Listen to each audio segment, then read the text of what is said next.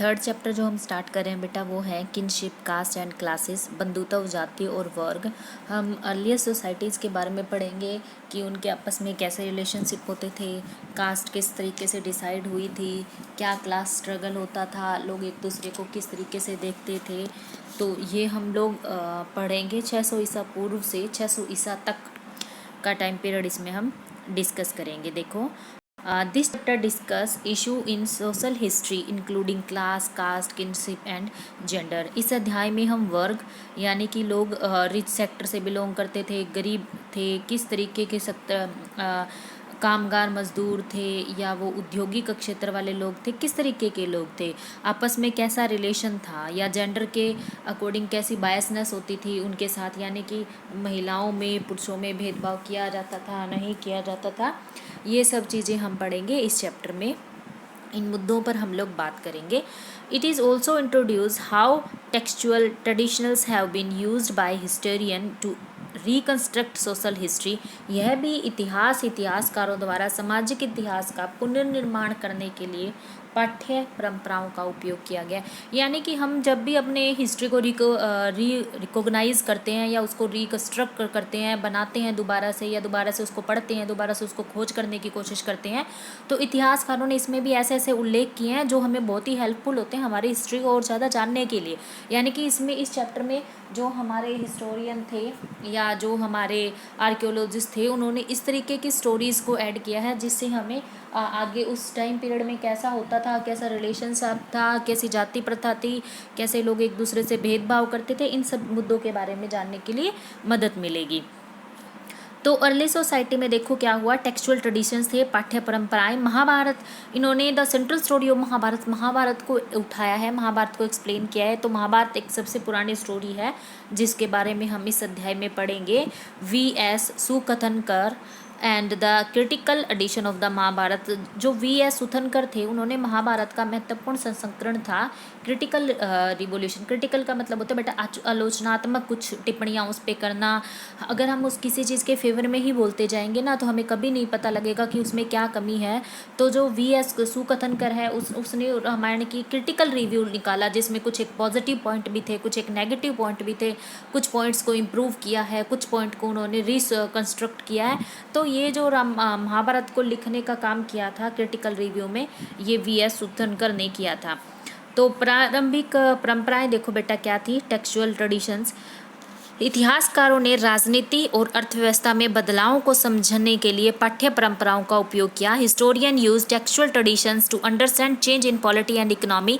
यानी कि क्या क्या बदलाव हुए हैं वो हमने पाठ्य पुस्तकों से या जो लिखन में हमें अभिलेख, शिलालेख, बुक्स, किताबें, जो भी कुछ हमें मिला है उससे ही हमें ये पता लगा है कि जो हमारी पुरानी अर्थव्यवस्था थी वो किस तरीके से, किस ट्रेडिशन को वो लोग फॉलो करते थे, क्या करते थे इकोनॉमी में, राजनीति में, वो हमने उनकी पाठ्य पुस्तकों के द्वारा ही पढ़ा है। Some text laid down norms of social behaviour. कुछ पाठ्य सामाजिक व्यवहार के मानदंड निर्धारित करते हैं। मानदंड का मतलब कि जैसे अमीर लोग हैं वो गरीब लोगों के घर नहीं जा सकते, या गरीब लोग हैं वो जैसे वो ग्रेट बाथ था उसको यूज़ नहीं कर सकते, बड़े मकानों में नहीं रह सकते, इस तरीके के सोशल फंक्शंस में नहीं जा सकते। जो अलग अलग कोई क्राइटेरिया, मानदंड उन्होंने डिसाइड कर रखा था।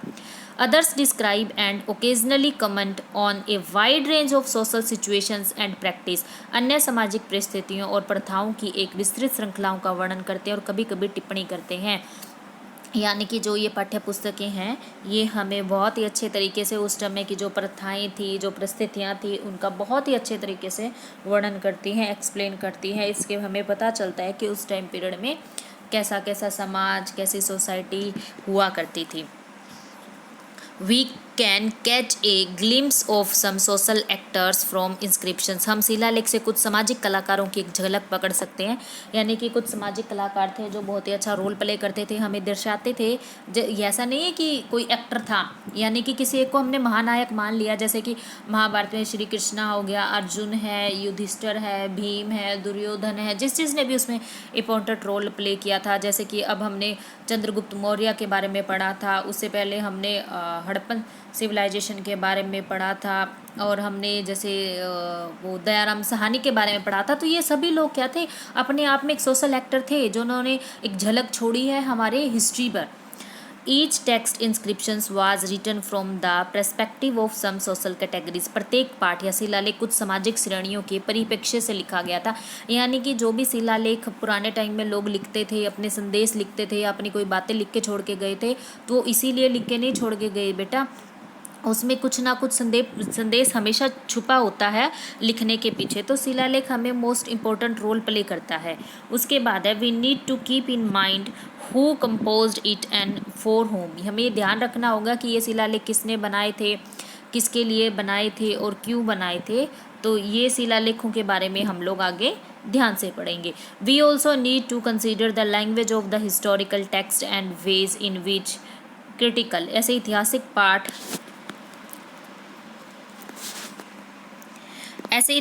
पाठ की भाषा जिस तरीके से हम प्रसारित किया गया है उस पर भी विचार करने की हम आवश्यकता है और कोशिश भी है, और हम लोग विचार भी करेंगे। The central story of Mahabharata. Mahabharata की कहानी कि महाभारत में देखो बेटा क्या होता था। विशाल काय महाकाव्य महाभारत में सामाजिक श्रेणियों और परिस्थितियों का एक विस्तृत श्रृंखला दर्शाती है। The colossal epic Mahabharata depicts a wide range of social categories and situations. Mahabharata में पैसे के लिए लड़ाई दिखाई गई है, अमीर गरीब के बीच भेदभाव दिखाया गया है, युद्ध रणनीतियाँ दिखाई गई है, साम्राज्य का फैलाव दिखाया गया है। हर तरीके की सामाजिक श्रेणियों को इसमें एक्सप्लेन किया गया है। The Mahabharata like any other epic contains vivid descriptions of battles, forest, place and settlement। Mahabharata किसी अन्य महाकाव्य की तरह युद्ध, जंगलों, महलों और बस्तियों के ज्वलंत विवरण शामिल है। यानी कि इसमें भी युद्ध के लिए रणनीतियाँ, जंगल में रहना, महलों में रहना, बस्तियों को बसाना, बस्तियों को तोड़ना, इस तरीके के सारे काम किए गए थे। The central story of Mahabharata is about two set of warring cousins. Mahabharata की केंद्रीय कहानी युद्ध करने के बारे में है, दो चचेरे भाइयों के बीच में लगभग आपस में है। Place where were the Mahabharata take place. यानी कि बेटा महाभारत का युद्ध कहाँ पर हुआ था, ये आपके लिए क्वेश्चन है, इसका आंसर मुझे बताना। महाभारत का युद्ध कहाँ हुआ था? हस्तिनापुर में हुआ था, इंद्रप्रस्थ में हुआ था, कुरुक्षेत्र में हुआ था या पानीपत में हुआ था? ये आज के लिए आपके लिए क्वेश्चन है। इस क्वेश्चन का आंसर आप मुझे दे देना कि महाभारत का जो युद्ध है वो कहाँ हुआ था, हस्तिनापुर, इंद्रप्रस्थ, कुरुक्षेत्र या पानीपत में। तो in describe a feud over land and power. यह भूमि और शक्ति का एक बहुत ही बड़ा विवाद उभर कर सामने आया था जो कौरवों और पांडवों के बीच में था। These were the Kauravas and Pandavas who belong to a single ruling family of the Kurus a lineage dominating over one of the janapadas. ये कौरव और पांडव थे जो कुरुज के एक शासक परिवार के थे जो जनपद में से एक पर प्रभुत्व रखते थे। यानी कि जो कौरव और पांडव थे इन एक ही परिवार के लोग थे, ये आपस में कजन थे। इनके जो दादा थे वो एक ही थे, कुरु थे, और फिर उसके दो बच्चे थे कौरव और पांडव। उनके आगे ये बच्चे थे जो आपस में ये लड़ाई लड़ रहे थे जमीन जायदाद के लिए। The conflict ended in a battle in which the Pandavas emerged victorious. After that, Partisan success was proclaimed। संघर्ष एक लड़ाई में समाप्त हुआ जिसमें पांडव विजयी हुए। उसके बाद पितृसत्ता उत्तराधिकारी घोषित किया गया। यानी कि जो पांडव थे उनका जो बड़ा बेटा है वो शासक के रूप में घोषित किया गया था। Who was the first commander chief in the Kaurava army. की कौरव सेना के चीफ में पहला कमांडर कौन था बेटा? इस क्वेश्चन का भी आंसर आपको देना है। अश्वत्थामा था, द्रोणाचार्य था, भीष्म था या कर्ण था? कि उनकी जो सेना है उसको चीफ कमांडर कौन था? कौरवों की सेना का चीफ कमांडर हमें बताना है कौन था? अश्वत्थामा, द्रोणाचार्य, भीष्म पितामह या Karna? V.S. Sukthankar and the critical edition of Mahabharata था। V.S. सुथनाकर ने महाभारत का क्रिटिकल एडिशन 1919 में दिया था। मोस्ट इम्पोर्टेंट काम किया था उन्होंने ये। V.S. Sukthankar was a Sanskrit scholar of India. ये संस्कृत के विद्वान थे। संस्कृत बहुत ही मुश्किल लैंग्वेज है बेटा, अगर हमें सीखना है उसके बारे में तो उसकी लिपि को समझना, उसकी लैंग्वेज को पढ़ना एक डिफ़िकल्ट टास्क है हमारे लिए। He undertook a project work of preparing a critical editions of the Mahabharata and appointed a team of various Sanskrit scholars. उन्होंने महाभारत के एक महत्वपूर्ण संस्करण की तैयारी करने और विभिन्न संस्कृत विद्वानों की एक टीम नियुक्त करने का भी आयोजन कार्य शुरू किया जो महाभारत को आगे बढ़ा पाएगा। उसके बाद है the team collect Sanskrit manuscripts of the text written in various script from different part of the country. टीम ने देश के विभिन्न हिस्सों में विभिन्न लिपियों में लिखे गए पाठ की संस्कृत पांडुलिपियों को इकट्ठा किया। इन्होंने टीम बनाई, उन्होंने संस्कृत में जितनी भी पांडुलिपियाँ लिखी हुई थी उनको इकट्ठा किया, फिर उन्हें इकट्ठी की हुई पांडुलिपियों के द्वारा ही उन्होंने क्रिटिकल रूप में महाभारत को लिखा था। They compared the various from each manuscript, उन्होंने प्रत्येक पांडुलिपि को छंद से तुलना की थी। They selected the words that appeared common the most versions, उन्होंने उन छंदों का चयन किया जो अधिकांश संस्करणों में आम दिखाई देते थे। यानी कि इन्होंने जो भी छंद थे सारे के सारे उठा के नहीं लिख दिए, जो आम थे लोगों को समझ आता था उन छंदों का उपयोग करके उन्होंने महाभारत का क्रिटिकल रिव्यू लिखा।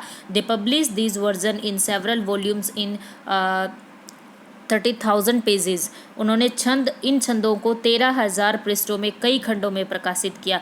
There were several common elements in the Sanskrit version of the story, कहानी के संस्कृत संस्करणों में कई आम तत्व शामिल थे।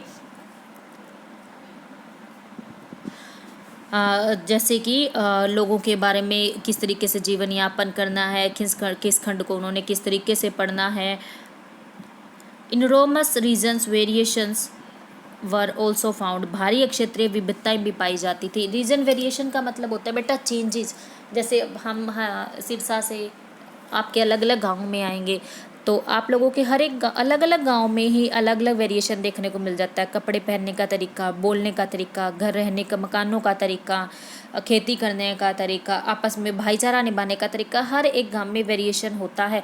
तो उसी तरीके से उस टाइम भी भारी क्षेत्रीय भिन्नताएं देखने को मिलती थी। महाभारत की विविधता जटिल प्रक्रियाओं को प्रतिबिंबित करती है, जिसने प्रमुख परंपराओं और लचीले स्थानीय विचारों और प्रथाओं के बीच संवाद के माध्यम से बातचीत के साथ साथ आम सहमति के बीच संवाद के माध्यम से सामाजिक इतिहास को आकार दिया था। यानी कि उन्होंने आम बोलचाल की भाषाओं को संवाद का यूज किया था जिससे कि लोगों को आसानी से समझ आ सके। The variation of Mahabharata reflect the complex process that shaped social histories through dialogues between dominate traditions and religion, local ideas and practice characterized by moment of conflict as well as consensus। आम सहमति के बीच संवादों के माध्यम से इतिहास को उन्होंने समझाने की कोशिश की थी।